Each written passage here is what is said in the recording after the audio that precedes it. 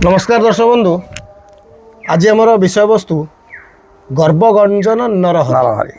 आसतु आमर पंडित जयगोविंद मिश्र ठारू ए विषय टी आलोचना करिया। कला कृष्णाय वासुदेवाय देवकी नंदनाय च नंद गोप कुमाराय गोविंदाय नमो नमः। सत्य त्रेता द्वापर कली चारि जुगरे भगवान जगन्नाथ जुगे जुगे विभिन्न रूप विभिन्न रंग आसचंती। एई न्याय सबु समय चारि अंश आसंती। सत्य चारि अंश आसिले, केते चारि अंश आसिले राम लक्ष्मण भरत शत्रुघ्न। द्वापर कृष्ण कृष्णा द्वितीय कृष्ण कृष्ण द्वैपायन व्यासदेव। भगवान धर्म स्थापन करने सन्थ मान रक्षा करने दुष्ट मान संहार करने द्वापर जुगर आवश्यकता पड़ा। द्वापर जुगर कृष्ण अवतार हेले। जे जगन्नाथ से कृष्ण से राम कहवा तात्पर्य विभिन्न स्थान में सबू भगवान सहे। कार अहंकार को सहे ना, कार गर्व को सहे ना। कृष्ण तांकर सखा द्वितीय कृष्ण अर्जुन कृष्णकर अंश कहले भूल हम ना। जो कृष्ण कृष्णा द्वितीय कृष्ण कृष्ण द्वैपायन व्यासदेव ये चारि अंश प्रभु थिले। किंतु अर्जुन मन मध्य थे सोटे अहंकार आसला। हे तो सबुठ दुनिया रे बड़ भक्त मु कृष्ण पाखे शुए, कृष्ण मो सांगे खाती, कृष्ण मो कोल मुंड दे शुअती, मु कोल मुंड दे शुए। हे तो मोठू आ दुनिया रे बड़ कहीं ना। कि एक कथा को भगवान अंतर्यामी नारायण बुझीपारे टे अर्जुनर अहंकार अधिका होगला। आम अति बड़ी जगन्नाथ दास भागवत कहले गर्भगंजन नरहरि गोविंद ये गर्भ न सहंती कहारी गोविंद। अंतर्यामी नारायण कृष्णचंद्र गोटे वृक्ष मूले बसचंती, अस्वस्थ वृक्ष मूले बसचंती। अर्जुन पाखरे अछंती। भगवान को जानू जुगल उपर अर्जुन मुंड को थोई प्रभु को मुह को चाहती। मन मध्य विचार कर दुनिया सबुठ भाग्यवान मु जहाँ जोगी ऋषि तपस्या करुँच मु कोरे मुंड दे शोई। अंतर्यामी नारायण बुझीपारे अर्जुनर मनर कथा। मुहूर्तक विलंबरे चाहते भगवान कृष्णचंद्र चाहते अर्जुन। अदूरे जड़े व्यक्ति ठिया होती से व्यक्ति को लक्ष्य कले अर्जुन। कांधरे यज्ञ पवित अच्छी, मस्तक चंदन अच्छी, हाथ में शाणित खड़ग अच्छी, अन्य हाथ में सुखिला घास अच्छी। हिंसार प्रतीक अहिंसार प्रतीक। हाथ में शाणित खड़ग एपटे मल्ला घास सुखिला घास पुले। पचारे प्रभु से व्यक्ति किए, तार परिचय कौन ना मु केमिति कहबी तुम बुझ जाकि ना मु बुझिकी आसुची।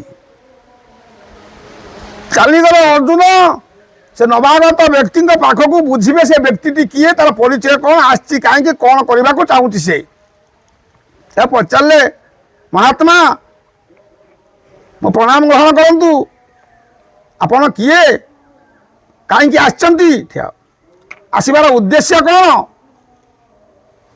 से कहला मु केते जन को खोजी हाणीमा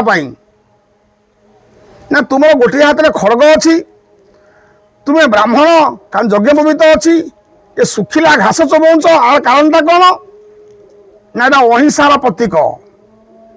काष्ठ पाषाण तरु तृण गोविंद सकल घटे नारायण गोविंद।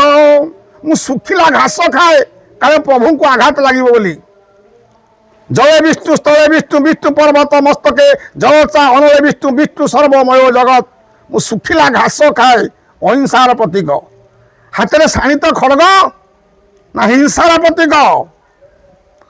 कांधरे यज्ञ पवित अच्छी, कारणटा कौन, क्या हाणीम ना प्रथम देखिले से प्रहलाद को हाणीमी। प्रहलाद कहीं हाणीम, से परम भक्त प्रभुंकर ना मुझे जाने। तारी मो प्रभु बहुत कष्ट भोगी। जिते नृसिंह अवतार प्रभु हवा पूर्वर हिरण्यकशिपु राजा तार बापा पहाड़ ऊपर पकईदेला से काले मरीज बोली मो ठाकुर पूरे फुल गजा हो सुरक्षा देले। केते कष्ट प्रभु मोर भोगिले प्रहलाद जोगु। हाथी मरईदेला ହାତୀ ପାଦ ପକଉଛି ମୋ ଠାକୁର କରୁଣାର ବରୁଣା ରହ ତାପରେ ଉତ୍ତରୀୟ ଲୁଗା ହିଁ ପଡ଼ିଗଲେ ମୋ ପ୍ରଭୁ ଭୋଗିଲେ କଷ୍ଟ ପ୍ରହ୍ଲାଦ ବଞ୍ଚିଲା ମୋର ପ୍ରହ୍ଲାଦ ମୋ ଉପରେ କ୍ରୋଧ ହେଉଛି ମୋ ପ୍ରଭୁଙ୍କୁ ଏତେ ଦୁଃଖ ସେ ଦେଇଛି ତାକୁ ଦେଖିଲେ ହାଣିବି ତାପରେ କାହାକୁ ହାଣିବେ ନା ତାପରେ ହାଣିବି ସେ ବ୍ରହ୍ମା ପୁଅ ନାରଦକୁ ଦେଖିଲେ ସେ ନାରଦ ବଡ଼ ଭୁଲ କାମ କରିଛି ନା କ'ଣ ନାରଦ କଲା ନା ସେଦିନ ନାରଦ ଯାଇକିରି ଦେବତାଙ୍କ ବୁଦ୍ଧିରେ ପଡ଼ି ଜଳନ୍ଧରପୁରରେ ପହଞ୍ଚି ଜଳନ୍ଧରକୁ କହିଲା ତୋ ପୁରରେ ସବୁ ଅଛି ସୁନ୍ଦରୀ ସ୍ତ୍ରୀଟେ ନାହିଁ ନା ସୁନ୍ଦରୀ ସ୍ତ୍ରୀ ଅଛି କେଉଁଠି ନା ଶିବଙ୍କ ଘଣୀ ପାର୍ବତୀ କାମନ୍ଧ ରାକ୍ଷସ ପାର୍ବତୀଙ୍କୁ ଇଚ୍ଛା କଲା ଏଇଥିପାଇଁ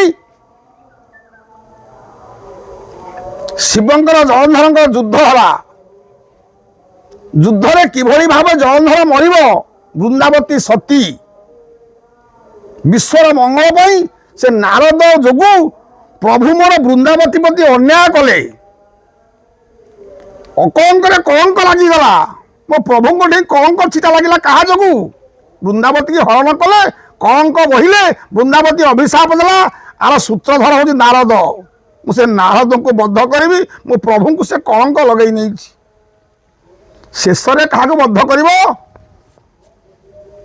ଅର୍ଜୁନ ମନରେ ଭାବୁଛନ୍ତି ଏଠି ତ ମୋ ନାଁ କାଳେ ନାହିଁ ନା ଶେଷରେ ବଦ୍ଧ କରିବି ଦ୍ରୌପଦୀକୁ ଚମକି ପଡ଼ିଲେ ଅର୍ଜୁନ ଦ୍ରୌପଦୀ କ'ଣ କଲା ନା ଦ୍ରୌପଦୀ ଡାକିଲା ମୋ ପ୍ରଭୁଙ୍କୁ ମୋ ପ୍ରଭୁ ତ କାହା କଷ୍ଟ ସହିପାରନ୍ତିନି ମୋ ପ୍ରଭୁ ଆସିଲେ ତାକୁ ଉଦ୍ଧାର କରିବା ପାଇଁ ସେତେବେଳେ ପାକ ସ୍ପର୍ଶା ଥିଲା ତାକୁ ଛୁଇଁଲେ ପାପ ମୋ ପ୍ରଭୁ କିନ୍ତୁ ତାକୁ ସବୁ ପାପକୁ ଦେହକୁ ନେଇଗଲେ କୋଟି ବସ୍ତ୍ର ଦାନ କଲେ ତା ଲଜ୍ଜା ନିବାରଣ କଲେ ସେ ଦ୍ରୌପଦୀକୁ ହାଣିନି ଅର୍ଜୁନ ଭୟଭୀତ ହେଲା କାଳେ ମୋ ନାଁଟା କେତେବେଳେ କହିଦେବ କି ଏକଥା ଚିନ୍ତା କରି ପ୍ରଭୁଙ୍କୁ ଚାହିଁଲା ବେଳକୁ ସେ ଲୋକ ଆଉ ନାହାନ୍ତି ପ୍ରଭୁ ହସୁଛନ୍ତି ଅର୍ଜୁନ ବୁଝିପାରିଲେ ପ୍ରଭୁଙ୍କ ପାଦରେ ପଡ଼ିଗଲେ କହିଲେ ହେ ପ୍ରଭୁ ମୋ ମନ ଭିତରେ ଟିକେ ଅହଙ୍କାର ହେଇଥିଲା ଦୁନିଆରେ ବଡ଼ ଭକ୍ତ ମୁଁ ବୋଲି କିନ୍ତୁ ତୁମର ଆହୁରି ଭଲ ପାଇବା ବ୍ୟକ୍ତି ଅଛନ୍ତି ଏ ବିଶ୍ୱରେ ଏକଥା ମୋର ଜ୍ଞାତସାର ନଥିଲା ଏତେ ଭଲ ପାଆନ୍ତି ସେ ଆପଣଙ୍କୁ ଏତେ ଭଲ ପାଆନ୍ତି ପ୍ରଭୁଙ୍କୁ ପ୍ରଭୁଙ୍କ କଳଙ୍କକୁ ସହିପାରୁନାହାନ୍ତି ପ୍ରଭୁଙ୍କ ଦୁଃଖକୁ ସହିପାରୁନାହାନ୍ତି ପ୍ରଭୁ କଷ୍ଟକୁ ସହିପାରୁନାହାନ୍ତି ହେ ଭକ୍ତର ଭଗବାନ ଗର୍ଭଗଞ୍ଜ ନର ହରି ଗର୍ବ ନ ସହନ୍ତି କାହାରି ଅର୍ଜୁନଙ୍କର ଗର୍ବ ମଧ୍ୟ ଭଙ୍ଗ କରିଛନ୍ତି ପୁରାଣ କ୍ଷେତ୍ରରେ ଅନେକ ସ୍ଥାନରେ ଗର୍ବ ଭଞ୍ଜନ କରିବା ହେଉଛି ପ୍ରଭୁଙ୍କର ପ୍ରଥମ ଓ ପ୍ରଧାନ କର୍ତ୍ତବ୍ୟ ଜୟ ଜଗନ୍ନାଥ ଜୟ ଠିକ ଅଛି।